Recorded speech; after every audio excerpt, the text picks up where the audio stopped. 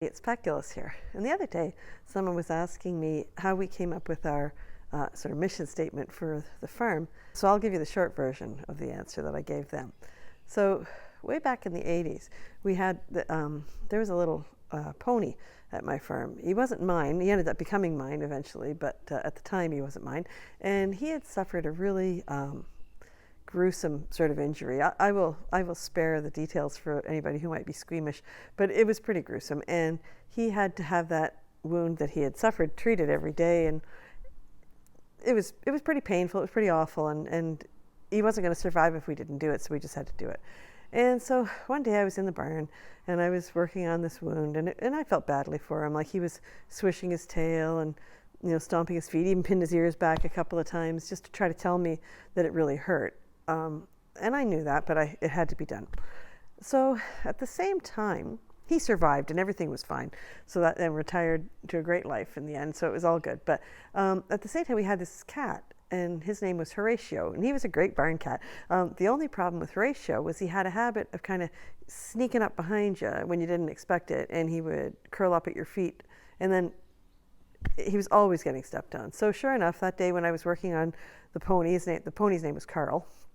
When I was working on Carl's wound, I stepped back for a minute. Well, my goodness, you could have heard the cat probably in the next town. Like, it was so loud. Like, he just started squealing. Like, and, so after I apologized to Horatio and got everything back on track, it suddenly hit me how amazing it was that that pony, what I was doing to Carl, was way worse than anything I could have done, by accidentally treading on the edge of the cat's paw or whatever. What I was doing to Carl was way, way worse, and yet not a sound. I mean, it makes sense, right? The cat is the hunter, but the horse is a prey animal. He knows that he could end up being somebody's supper at any minute, and so he's not going to draw attention to himself when he's in pain, because usually, with pain, it's usually associated with some kind of infirmness in the horse, and so he's not going to draw attention to himself. Makes perfect sense. But it really struck me, the fact that the horse doesn't have a vocal response to pain is really a huge thing. From a evolutionary point of view, it's a good thing, right? The horse survived because he didn't cry out in pain all the time the way a cat or a dog does. But boy, sometimes you go to a horse show or something and you'll see somebody being really, really harsh with some kind of a severe bit and pulling on the horse's mouth or kicking him with a spur.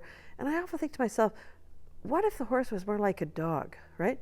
And cried out when you did that. I mean, my gosh, everybody would turn around and, in the stands that were watching the horse show and look and go, what are you doing, right? And it would probably go a long way in being a benefit to the horse, but that's not going to happen. So the next obvious thing that we can do, I think, is try to educate ourselves as much as we can so that we know as much about horses as possible, so that we know when things that we're doing will hurt him, because he's not going to tell us. And that's an important thing to remember when we deal with horses. He's not going to tell us. And so that's kind of where the mission statement comes from. And the mission statement is that the kindest treatment of the horse is gained through knowledge. And I believe that in all my heart, and I've believed it for more than 35 years.